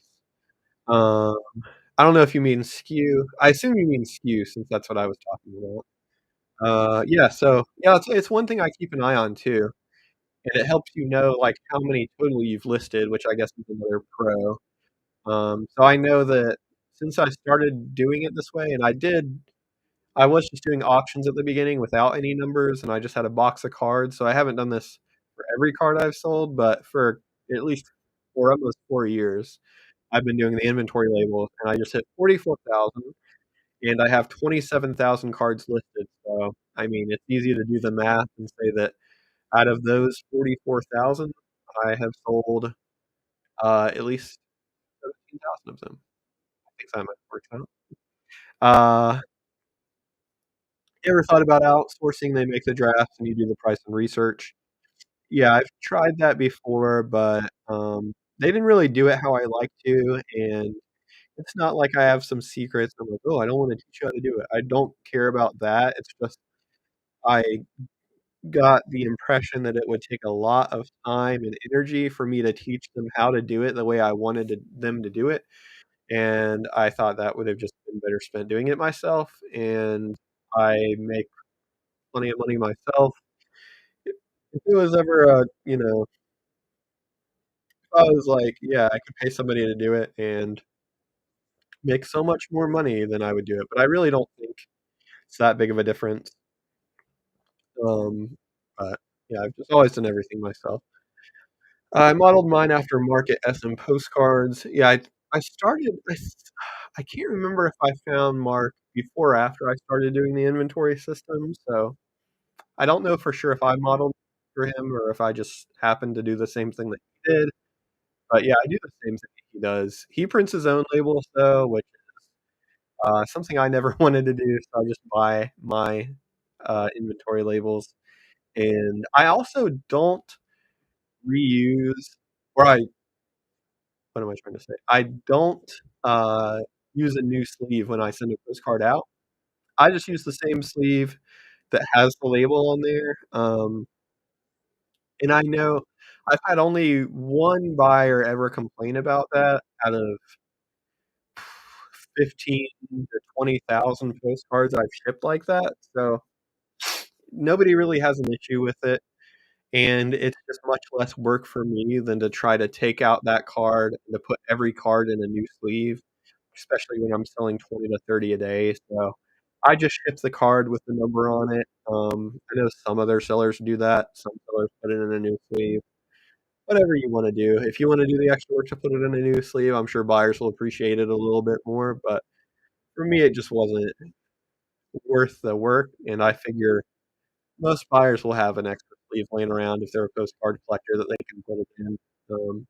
And all my high dollar cards do get sent in a top loader too that doesn't have any stickers on it, so it's only the cards under $20 that ship with the sticker. Yeah, I print on a Dymo printer. Works well for me. I used to handwrite them. Yeah, I would hate that. I would not have started selling postcards if I had to handwrite them. When I started, it was at the very beginning of eBay Standard Envelope, so I never experienced handwriting or having to print off addresses or anything like that. But I probably would not have gotten into it if it wasn't for eBay Standard Envelope. Do you ship via oh, speak of the devil, yeah, I do ship via eBay Standard Envelope. Every card that's under $20, I ship eBay Standard Envelope. Every card that's over $20, I ship Ground Advantage. Buyer buys a lot of cards and, um, it doesn't go standard envelope, I just upgrade them to Ground Advantage. I just never wanted to, like, stamp, postcards and mail them out that way. I although people that have bought from me, outside of eBay, specifically when I did the, postcard giveaway for those that bought my brother's book, I sent all those with a stamp and nobody had any problems, but, yeah, that was a pain in the ass writing all those envelopes. Oh, handwriting oh, okay. Yeah, that would be a pain in the ass too. I can't imagine. I mean, I list 100 a day, so I can't imagine handwriting 100 numbers every single day, or maybe you would get, like, a batch and just do 1,000 at a time, but, yeah, that's a lot of work. I pay, I think about and this is our roll, um, this is the rolls or the types of rolls I use. I pay about $10 a roll, I think, and I don't know, what does that work out to? There's 1,000 labels on a roll, so a penny I pay a penny per label, which is well worth it because the alternative is me handwriting it, and I would definitely rather pay a penny than have to handwrite a SKU label, so easy decision for me. Standard envelope pricing is cheaper than forever stamp. Yeah, it's a really good deal. Sorry, I mean to stay right on top of the mic. I know the volume or the audio gets bad when I lean back. Yeah, the standard envelope is a really good deal. It has gone up in price a lot over the last few years, but so has postage stamps, or so have postage stamps, and, yeah, you really can't beat standard envelope. The tracking sucks, but, I mean, what do you expect? For 69 cents, it's not like they're gonna hand scan every every postcard you mail, because I mean, like, 69 cents just isn't enough to pay somebody to do that. Uh, yeah, I really it is annoying, having to deal with buyers every now and then that don't know how it works, and it says delivered, and they didn't get it, and you tell them to wait a few days, but, uh, other than that, I've had really no problems with it. The occasional ones do come back, but that also happens with stamps, so I think it's far superior to handwriting envelopes or to using stamps. Coin pusher, you're actually paying more in the long run. eBay charges you 10% of that as a fee. At the end of the month, it's actually 69 cents plus 7 cents equals 76 cents, but you are paying for convenience. You're saying 69 wait, wait.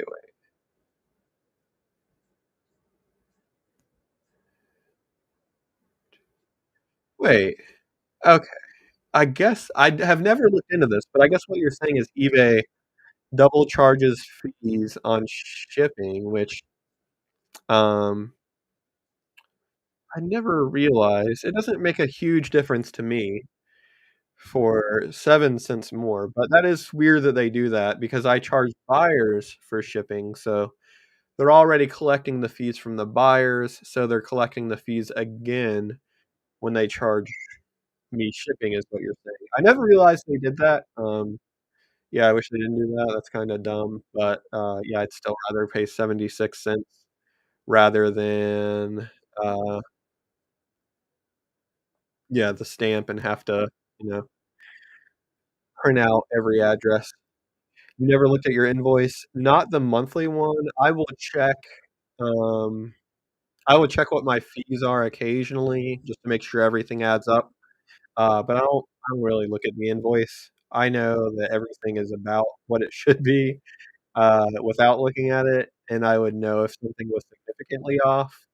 Um, and I have, every few weeks, I'll, like, click on a card to see what I was charged, for the ad fee, if it sold with an ad, what I was charged for eBay fees, and just make sure the percentages line up just to keep eBay honest, but I've never looked at, like, the fees they charge on shipping and everything like that. It just never, occurred to me to do that, but, it's not a super big deal. I mean, 7 cents a label. Let's say I do 20 standard envelopes a day, which is pretty close to what I've been doing. Let's see, 20 or 7 cents times 20, yeah, it's $1.40 a day for me, maybe with the shipping fees, so or with the shipping labels I purchase for standard envelope at least. Oh, yeah, I don't that doesn't really bother me that much. I did when I first started, selling, I made sure to build some fees into my shipping price, so I do charge $1.50 for standard envelope shipping, which covers that, and it basically covers, shipping and the materials I use for shipping. Uh, Paul says I've been doing eBay full time since 2009. I don't really sell postcards, but buy them when I see them. I have maybe 15,000 cards in a room. Would it be best to bulk sell them or go through every card? It really just depends on how much work you are willing to put in and if you want to become a postcard seller, because that's a lot of cards. I know a lot of postcard resellers would be interested in buying them, so I don't you wouldn't have a problem selling them in bulk. Um, 15,000. It's nothing is necessarily better than the other, it just depends on how much work you wanna do, so, do you not mind doing a lot of work and making more money? I would do that. Or do you really not have the time to do the work to individually list and sell every single card and wait months or years for something to sell? You don't have the time for that, I would just sell them all at once. Whoops, wrong message. It's not a huge difference, that's why you don't notice it. They charge an extra 10% on all the shipping labels you purchase. Do you mean, uh, a 10% on top of eBay fees, or do you just mean the 10% they charge are the eBay fees they charge on that? And by that, I mean, are they charging, like, whatever eBay fees, what, 11, 12% and 10%, or are they just doing 10% on the shipping labels I purchase? I think it's just the 10%, but just wanna make sure. Is shipping fees going up next month? They go up pretty much every month, it seems like. Yeah, eBay does charge fees on shipping, but still worth it in this instance for me. Yeah, for me, it's just like I mean, I know I could do other things. Unless they were just egregiously charging me more for shipping, I would just still ship on eBay. And by egregious, I mean, like, if they were charging me $1 extra for a standard envelope, then yeah, I'd probably ship with a stamp, but, uh, for 7 cents or 10%, it's just way easier for me to ship everything on eBay and not have to. Because with, other things, you have to worry about importing labels if it's, like, Brand Advantage, so I would just rather do eBay. Buyer just messaged me saying that he had to pay $5.10 for a coin that I sent him through the eBay standard envelope. Yeah, it sounds like maybe a post office said it weighed more or something like that. Maybe they said it was too thick, I don't know. Um, oh, yeah, postage due. Yeah, they probably either said it was too thick or it weighed too much, and I had a Ground Advantage package that said the same thing, but they charged my eBay account, which I'm disputing even though it was only $2 extra. It's just weird because I know, like, they said a different product, but, like, I shipped it with Ground Advantage, so I didn't use a different product or the principal. Speaking of ESE, I have someone messaging me because their card marked over 3 days ago. Yeah, it'll get there.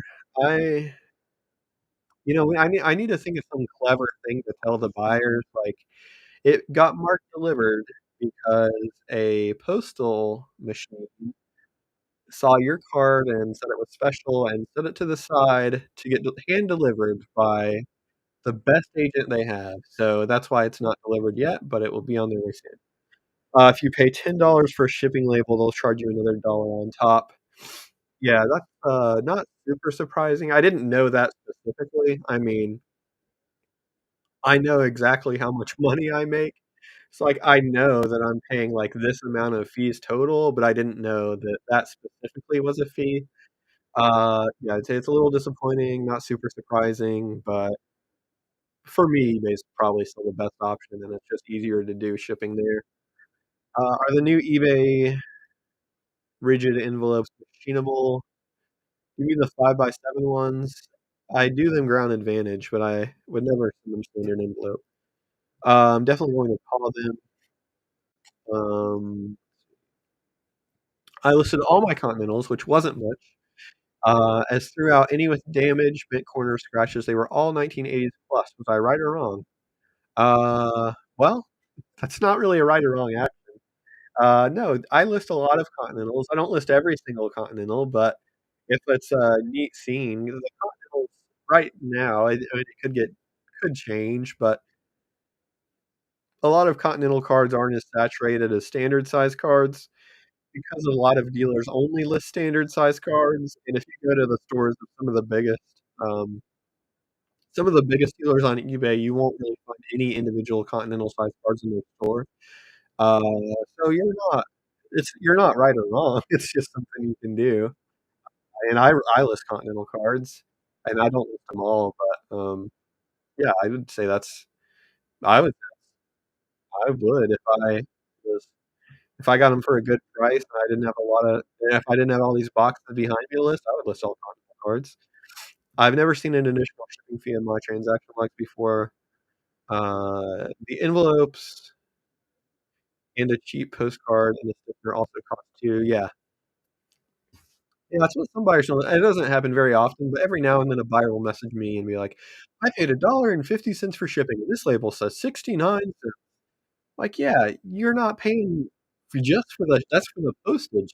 You didn't pay," and I'll tell them this 'cause and they've all shut up after I say this. And I think some sellers I know actually that some sellers for a fact are a little, what's the word? Self-conscious about what they charge for shipping, and they shouldn't be.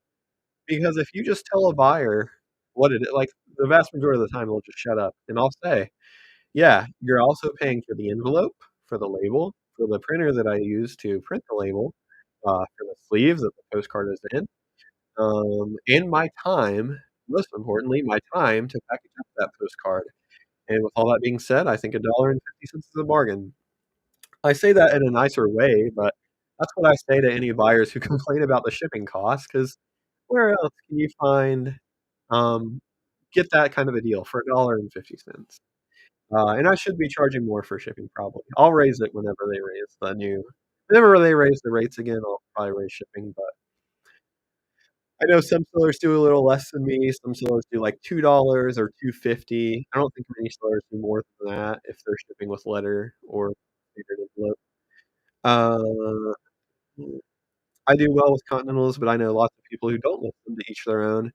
It's better that more people don't list them, so I would encourage those people to continue to not list them. Post offices are hit or miss with the 5 by 7 mailers. eBay says they're good, but not all will agree. My PO won't so you can go yeah, I don't know exactly why eBay says that they're good because I think from, like, the letter of the law for the USPS, for something to be considered non-machinable, it has to be able to bend at a 90-degree angle, and don't I mean, if you really bent it, you could probably get it to bend at a 90-degree angle, but it is gonna damage the card or something, so and they can go supposed to go like, but I don't think yeah, you can probably get them through the system most of the time, but you're gonna have issues every now and then, and I've never really seen why eBay says that they're good for standard envelope. I had a buyer message me why shipping was so high on an over $20 card. Couldn't I put it in an envelope? besides stuffing, like, an old postcard. Um, I've started actually messaging buyers, and you can do this if you get annoyed with the buy it isn't the only reason why I do this, uh, but I do message some buyers internationally or for the over $20 ones. They're like, "Why can't you just send this with a stamp?" I'll say, "Hey, it's against the law to send merchandise with a stamp," because it is. It's not like from my I don't think it's really enforced, and that is part of the reason why I don't, but yeah, you're not at least I know this is with international. It may be fine to ship, merchandise within the United States with a stamp, but I know it's not okay to do international merchandise with only a stamp, because you're supposed to fill out all the customs forms and everything. So when my international buyers message me that, that usually shuts them up pretty quick when I tell them, yeah, it's against the law to ship merchandise internationally, so I really apologize about the high cost, but there's nothing I can do about that, and that's just the cost, and I'll make them I had a buyer recently who I put together a lot for him of, like, 8 different postcards. Some of them were high dollar. So I will make a lot for them, so they're only charged 1 shipping cost instead of, you know, 8 different charges that are each 10 or $12, but I will not ship merchandise internationally with a stamp anymore, and it's not only because it's against the law, but it's, just for my peace of mind. It's something I don't wanna have to worry about if I ship a even a $20 card to Canada or, the UK or China or wherever, and it just never shows up, um, with the eBay covered if it gets the sorting center. Yeah, EcoSwift is my main mailer. Yeah, I do the same. I don't know if this matters a ton, but for the more expensive ones that go Ground Advantage, I do the EcoSwift inside of the eBay, which does make it a bit thicker because technically, I believe when I looked it up, all packages sent Ground Advantage are supposed to be at least a quarter of an inch thick. Again, I don't know if it matters, but I do that just to add a little bit of extra thickness. Um, I charge you $1.50 if you don't like it. Yeah, exactly. And if you're gonna haggle with me about the $1.50 I charge for the shipping, I guarantee I don't want you buying from me anyway. I had this one guy the other day, that I normally would have accepted the offer, but he attached a message to the offer and said something like, "Hey, yeah, can you please make sure to package this card in a rigid envelope and write, 'Do not bend' on it, and put another piece of cardboard in there." And it was like a $3 postcard. I was like, "No, no, I'm just gonna decline your offer. I would normally accept, but since this is your expectation, I am just not going to do that because when I don't write 'Do not bend' on it, you're probably gonna, send me a message or leave me a neutral feedback or negative feedback and say, 'Oh, you didn't write "Do not bend.'" So I just if they don't pay the $1.50, it's probably a buyer I wanna avoid anyway. My post office won't accept the eBay envelopes. They say they aren't machinable, but they also aren't thick enough to be considered a package, so they will charge me priority mail envelope fee $9. Yeah, yeah, that's partially why I do the EcoSwift. I've never had a problem, with what I do, which is so I put the postcard inside a sleeve, I put that inside a top loader, I put that inside the EcoSwift, and I put the EcoSwift inside the eBay mailer, and I think that adds enough thickness to where it can be considered a package for Ground Advantage. So that's how I ship it, but I know some other sellers, I bought a postcard from, Mike, the postcard dude, from Matt, for my collection, and it was a more expensive card, so he shipped it Ground Advantage, and he just put it in a top loader in the EcoSwift, and he put a Ground Advantage, label on there, and I'm sure he ships way more than I do. So, uh, it I don't think it matters a ton as long as it's in a top loader and a sleeve, but I do, the EcoSwift and the eBay envelope just to get a little extra thickness, just in case. Uh, love shipping internationally, just need to pay 69 cents to have it shipped to the eBay International Hub. Yeah, exactly, and they take care of it once it reaches yeah. I know it's not the buyers don't love it because the shipping cost is so expensive, but I think the more sellers that adopt it, the more buyers get used to it, and I've had more and more buyers pay it for lower dollar cards, so I think more of them are just viewing it as the cost they have to pay to get the card to them, and a lot of them, like, don't have any options in their country, like, it's hard to find certain American cards, overseas or even in Canada or South America, so, yeah, for shipping costs, it can be a deterrent to some buyers, but I don't think it's as big as it was when the program first came out. Um, how are you shipping to the hub with an ESE? Kelly, I don't know how I set this up, but you can do it, and I do it all the time. Uh, I do it at least a few times a week. What I do, for cards under $20, the only shipping service I offer is eBay Standard Envelope, and then I turn on eBay International Shipping, and then when a buyer purchases it from me, I send it with eBay Standard Envelope to the hub, and then eBay repackages it and sends it to the buyer. So the buyer ends up paying my $1.50 fee for eBay Standard Envelope, and they also pay the eBay fee to ship it to them, which is, I don't know, 11 or $12. So you can't the eBay Standard Envelope does not go to the buyer, obviously, but it does go to the hub in the US. And I didn't do anything special to set it up.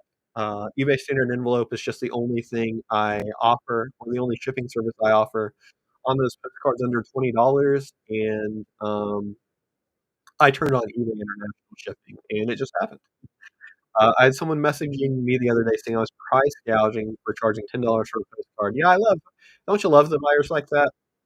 Yeah, I would message them and say, "Hey, yeah, I sold," and just say whatever your most expensive card is. Like, "Yeah, I sold, postcards for $150 before, and buyers were happy to pay for it." There are some buyers are very, very price sensitive, and I've blocked a lot of those buyers.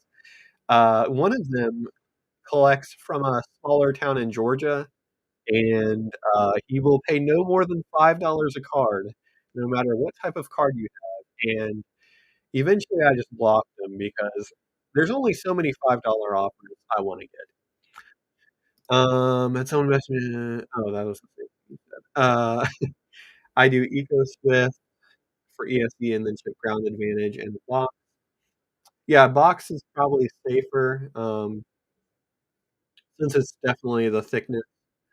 I just do the envelope because it's much easier than a box. I had a buyer message me if I combined shipping and how much would shipping be before they bought an item. Yeah, I always tell them that question's fine, I don't mind answering it, but I always tell them that, if you purchase items together, shipping will automatically combine, and if you buy them separately, I will refund you the difference. I ship my $20 and over cards between 2 pieces of cardboard and a roll mailer. I've never done anything special to ship ESE to the hub. Yeah, exactly. Yeah, exactly. It's exactly like a domestic sale. It just looks like a regular standard envelope to me. It just says EIS care of whatever the buyer's name is, and then the numbers, and then it just looks like a regular standard envelope. I don't know if my customers would like paying that much. I charge $2.50 to Canada and $3.50 all else. It's either way is not taboo. I'd say most sellers probably do that. And yeah, your customers don't like paying that much. For me, I just don't like shipping internationally, and I don't wanna print out something with your address. The, it being against the law typically is just my secondary reason, although that sounds bad, but it definitely is something I don't want to be doing if later down the line, they're like, "Yeah, we're gonna start enforcing this." Not that I think that would happen in the near future, but a small risk. But no, I'm certain your customers do not like paying that much because mine don't either, but it is the only option that I give them, and they do pay that much if they really want the card, so, yeah, it's not great for customers, but I mean, I I hate to say this, but the customers that I'm really trying to make happy are the ones in the US because I really primarily sell US view cards, and I very you know, I'd say maybe I even have less than 1,000 international cards in my store out of 27,000 listings. So I'm not this sounds bad to say, but I'm not really trying to make international buyers happy, and it's like, if I couldn't sell anything to international buyers tomorrow, my business wouldn't really change. just because I sell so little to them right now. I only really offer international shipping just because eBay handles all of it. I don't have to do any work. So I look at it as I just do it because it's an option, and if buyers want to pay that, they can pay that. But I'm not going to go out of my way to accommodate international buyers. How can you price gouge when it's not MSRP or regulated? Yeah, exactly. If it was, yeah, I can see if you were selling like hand sanitizer or masks in 2020, then maybe they would have a point. But yeah, for a postcard, like, just don't buy the postcard. Why would you be upset about the price? And I get buyers like this frequently that get upset about the price I'll have something listed for, and like, if you clearly want it, you just want to pay less, and that's fine. You can want to pay less. I'm not gonna sell it to you for less. We're just at a standstill. I'll either find somebody else to pay my price or I'll sell it for less eventually. I had a buyer, last week, and I had this postcard listed. It was the town did quite well. Some real photos from the town would go up to 200 to $250. I found a real photo of the fairgrounds from the it was a horse race track, with advertising information on the back for the fair, and I couldn't find anything like that that had been sold, so I listed it at $100. However, I did find other printed cards of the fair that had sold for around, 40 to $50.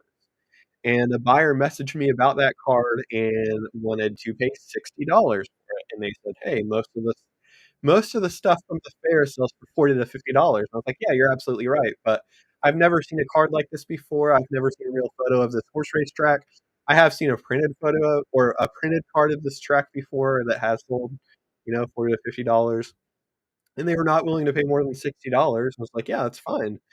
You don't have to agree with my price, but I'm not gonna sell it to you for $60." And I told them I will tell buyers if they push me on price, I will say, "Hey, every postcard after mine's been up for about 6 months, I'll discount it by 25%. So if you wanna send me an offer at that time, I will be much more willing to consider it."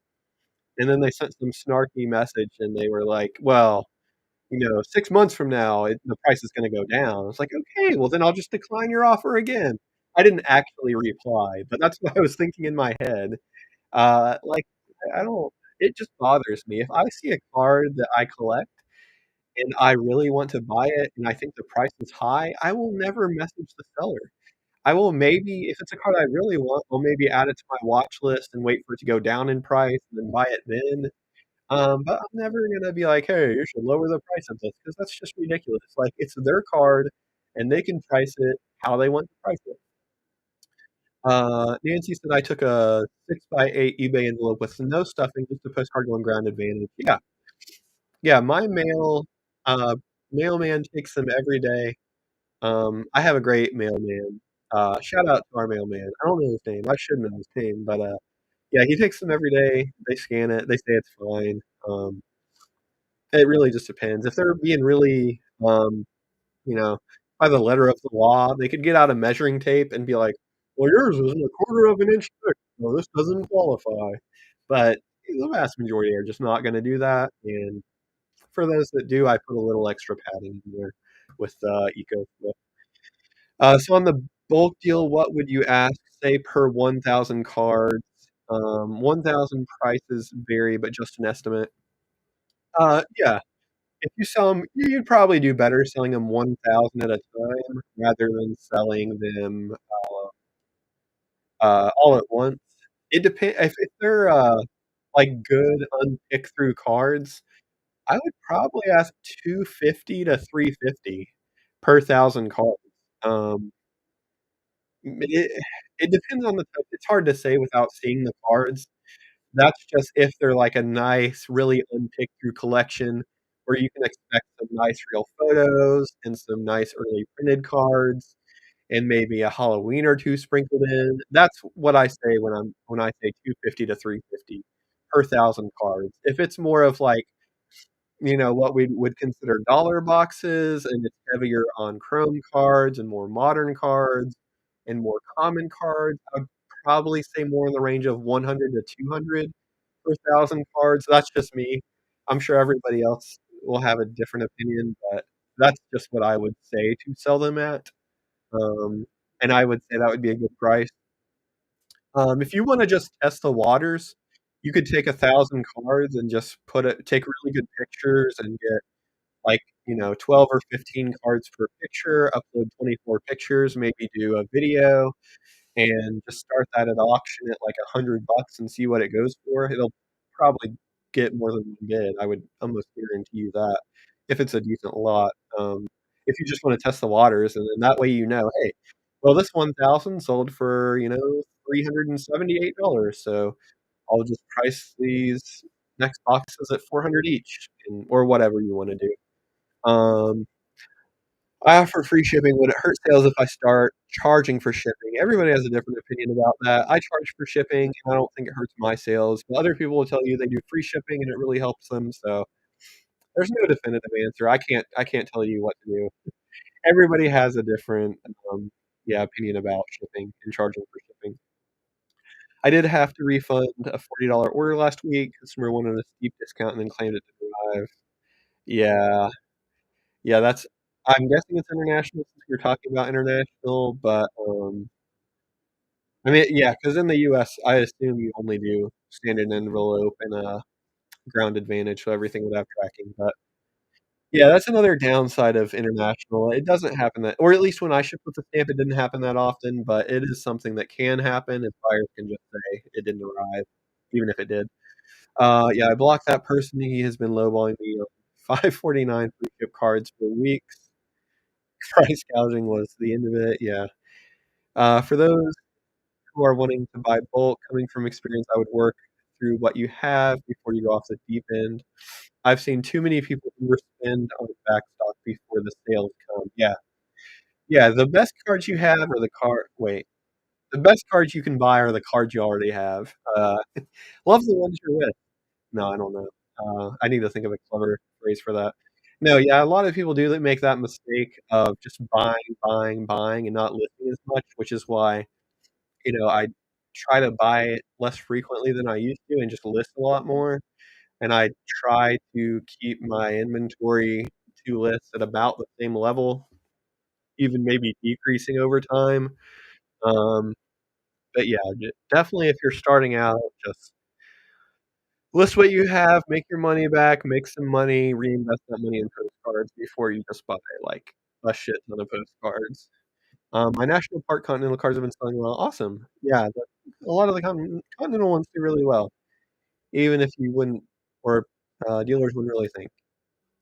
Mine did got a oh, yours brought out the ruler? Yeah. Uh, yeah. I said I could put it in a bubble mailer. Yeah, I think what I do works. I mean, if I took them to my post office, they might say that. I've never taken them to my post office, though. I just put them in my mailbox, and my mailman takes them every day, and then he just, you know, puts them wherever they go. I don't think another human ever touches them until they are delivered, so I just avoid interaction with people. What does everybody buy with their discount? eBay, shipping supplies other than those. Yeah, I just buy the 5 by 7s. Kelly says the 5 by 7s and 6 by 8s. The buying is the fun yeah. Yeah, that's why it's such a problem, because the buying is so fun, and then you get addicted to the buying of postcards, and you don't like to list them as much. But, yeah, you gotta do the work to have the fun. Alright, everybody, it's been a nice almost 2 hours, wow, 2 hours hanging out with you. I will be back probably with another video Monday. I don't see why not. But also plan on being another live stream Tuesday, so hope to see you all then if you're able to make it.